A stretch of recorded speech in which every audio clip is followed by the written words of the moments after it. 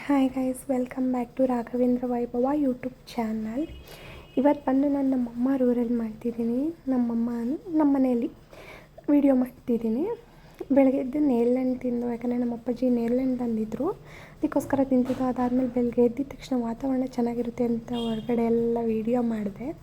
ನಮ್ಮಮ್ಮ ಟಿಫನ್ಗೆ ಬಿರಿಯಾನಿ ಇತ್ತು ಮತ್ತು ಚಿಕನ್ ಚಾಪೀಸ್ ಬಿಸಿ ಮಾಡಿದ್ರು, ಬಿಸಿ ಮಾಡ್ತಿದ್ದೆ.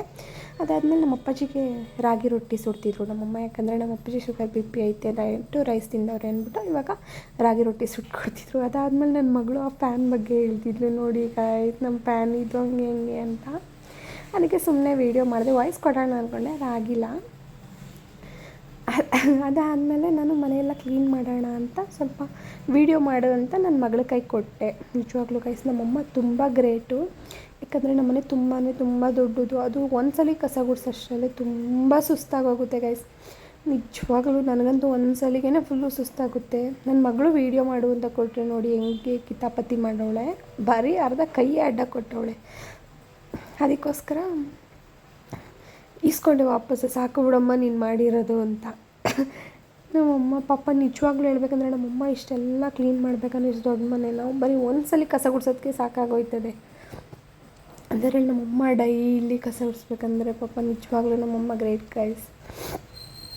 ಅದಾದಮೇಲೆ ನನ್ನ ಮಗಳು ತುಂಬ ಅಳ್ತಿದ್ಲು, ಯಾಕಂದರೆ ನಮ್ಮಮ್ಮನಿಗೆ ಆಟ ಮಾಡಿ ನಮ್ಮಮ್ಮನ ಹೊಡೆದ್ಲು ಅವಳು.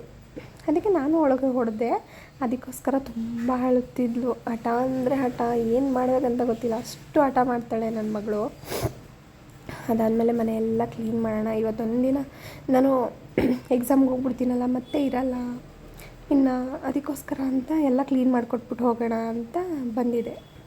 ಅದೆಲ್ಲ ಕ್ಲೀನ್ ಮಾಡಿದ್ಮೇಲೆ ಒಂದು ಕಡೆಯಿಂದ ಕ್ಲೀನ್ ಮಾಡಿ ಅದಾದಮೇಲೆ ನನ್ನ ಮಗಳನ್ನ ಇಲ್ಲೇ ಬಿಟ್ಟು ಹೋಗ್ಬೇಕಾಗಿತ್ತು ನಾನು ಇವತ್ತು, ಯಾಕಂದರೆ ಅದಾದ ನಾಳೆಗೆ ನಾನು ಎಕ್ಸಾಮ್ಗೆ ಹೋಗಬೇಕಿತ್ತು. ಅದಕ್ಕೋಸ್ಕರ ಅವಳನ್ನ ಕರ್ಕೋಗಿಲ್ಲ. ಅದಕ್ಕೂ ಪಾಪ ನನ್ನ ಮಗಳು ತುಂಬ ಬೇಜಾರಾಯ್ತಿದ್ಲು. ಏನು ಮಾಡೋಕ್ಕಾಗುತ್ತೆ, ಅವಳನ್ನ ನಾನು ಸ್ಕೂಲ್ಗೆ ಕಳಿಸ್ತಿಲ್ಲ, ಯಾಕಂದರೆ ನಂದು ಎಕ್ಸಾಮ್ ಮುಗಿದೋಗ್ಲಿ, ಅದಾದಮೇಲೆ ಸ್ಕೂಲ್ಗೆ ಕಳ್ಸೋಣ. ಸುಮ್ಮನೆ ಡೈಲಿ ಅಪ್ ಆ್ಯಂಡ್ ಡೌನ್ ಯಾಕೆ, ಒಂದಿನ ಕಳಿಸಿ ಒಂದಿನ ಬಿಡೋದು ಯಾಕೆ ಸ್ಕೂಲ್ಗೆ ಅಂದ್ಬಿಟ್ಟು ನಾನು ಸ್ಕೂಲ್ಗೆ ಅವಳನ್ನ ಕಳಿಸಿಲ್ಲ. ಅದಾದಮೇಲೆ ಕೆಲಸ ಎಲ್ಲ ಮಾಡಿ ಸ್ನಾನ ಮಾಡಿಕೊಂಡು ಆಟಾಡ್ತಿದ್ದೋ. ಯಾರು ನಮ್ಮ ಮನೆ ಹತ್ರ ಮನೆ ಕಟ್ಸಿದ್ರು, ಬಟ್ ರಿಯಲಿ ಅವರು ಇಂಡಿಯಾ ಮ್ಯಾಪ್ ಹಾಕಿದ್ದು ನೋಡಿ ತುಂಬ ಖುಷಿ ಆಯಿತು. ಅದಾದಮೇಲೆ ನಾನು ಬಿಡ್ದಿಗೆ ರಿಟರ್ನ್ ಹೋದೆ, ಯಾಕಂದರೆ ಇವತ್ತು ಅಲ್ಲೇ ಇರ್ಬೋದಾಗಿತ್ತು, ಬಟ್ ನನ್ನ ಫ್ರೆಂಡ್ ಮಗಳದು ಬರ್ತಡೇ ಇತ್ತು.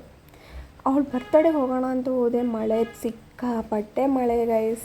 ಇವಳೆ ಬರ್ತಡೇ ಗರ್ಲು ಪಾಪ ಸುಮ್ಮನೆ ಸೈಲೆಂಟ್. ಮೊದಲು ನಮ್ಮ ಮನೆ ಪಕ್ಕನೇ ಇದ್ದರು, ಇವಾಗ ಬೇರೆ ಕಡೆ ಅಪಾರ್ಟ್ಮೆಂಟ್ ಬಂದಿದ್ದರು. ಸೊ ಬರ್ತಡೇಗೋಸ್ಕರ ನಾನು ನನ್ನ ಫ್ರೆಂಡ್ ಇಬ್ಬರು ಬಂದಿದ್ದು. ಬರ್ತಡೇಗೆ ಕರೀತಿದ್ಲು, ಅವ್ರ ಮನೆಗೆ ಅವಳು ಹೋದಾಗಿಂದ ಹೋಗಿರಲಿಲ್ಲ, ಕರಿತಾನೆ ಇದ್ಲು. ಅದಕ್ಕೆ ಬರ್ತಡೇಗೆ ಬರ್ತೀವಿ ಬಿಡೆ ಅಂತ ಹೇಳಿದ್ದು, ಅದಕ್ಕೋಸ್ಕರ ಬರ್ತಡೇಗೆ ಅಂತ ಹೋದೋ. ಅದಾದಮೇಲೆ ಅವ್ರ ಮನೇಲಿ ಡೈರೆಕ್ಟ್ ದರ್ಶನ, ರೂಮಲ್ಲಿ ನಿಂತ್ಕೊಳ್ಳಿ, ಬಾಲ್ಕನಿಯಲ್ಲಿ ನಿಂತ್ಕೊಳ್ಳಿ ಅಲ್ಲಿ ನಿಂತ್ಕೊಂಡ್ರು ಅವ್ರ ಮನೆಗೆ ವೆಂಕಟರಮಣ ಸ್ವಾಮಿ, ಲಕ್ಷ್ಮೀ ಸ್ವಾಮಿ ದೇವಸ್ಥಾನ ಡೈರೆಕ್ಟ್ ದರ್ಶನ ಆಗಿರುತ್ತೆ. ಚೆನ್ನಾಗಿರುತ್ತೆ ಒಂಥರ ಅಲ್ಲಿಂದ ನೋಡೋಕ್ಕೆ. ಬೆಳಿಗ್ಗೆ ಎದ್ದಿದ ತಕ್ಷಣ ಅವ್ರು ನೋಡೋದು ಎಲ್ಲ ಚೆನ್ನಾಗಿತ್ತು ಅಂತಾರೆ. ಲಕ್ಷ್ಮೀ ದೇವಸ್ಥಾನ ನೋಡೋದು. ಆಮೇಲೆ ಬರ್ತಡೇದು ಕೇಕ್ ಕಟ್ಟಿಂಗ್ ಸ್ಟಾರ್ಟ್ ಮಾಡೋಣ ಅಂದರು. ನಾವೆಲ್ಲ ಅದಕ್ಕೆ ಸ್ಟಾರ್ಟ್ ಮಾಡ್ತಿದ್ರು ಅಂತ ಹಾಲ್ಗೆ ಹೋದೋ.